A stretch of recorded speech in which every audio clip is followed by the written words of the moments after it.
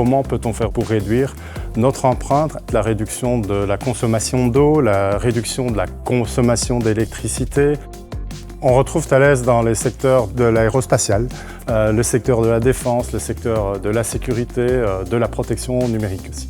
Aujourd'hui, nous avons 10% de nos besoins qui sont couverts par des panneaux solaires, capacité qu'on va doubler l'année prochaine. Nous avons à peu près 20% de nos besoins qui sont couverts par la cogénération et nous avons 35% de nos besoins qui sont couverts par de l'énergie produite par une PPA éolienne installée à Gand. Un PPA, c'est un Power Purchase Agreement. C'est un contrat long terme entre un producteur d'énergie renouvelable et un acheteur. Pour le groupe Thales, ils achètent le profil et la production d'une éolienne située à Gand pour compenser leur consommation.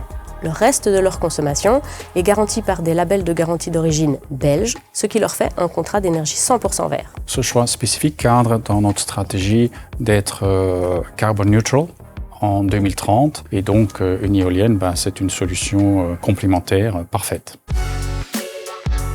L'éolienne produit environ 4 GWh par an, ce qui représente 35% des besoins en énergie du groupe Thales.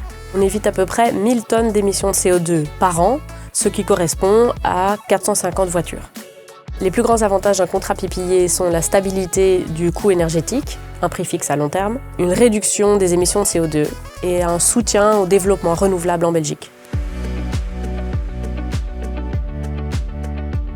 La stratégie d'Engie repose sur 3 piliers majeurs. Poursuivre nos investissements dans le domaine des énergies renouvelables, poursuivre nos investissements dans le domaine de la production flexible et l'accompagnement de nos clients dans la transition énergétique en leur offrant une énergie décarbonée, fiable et abordable.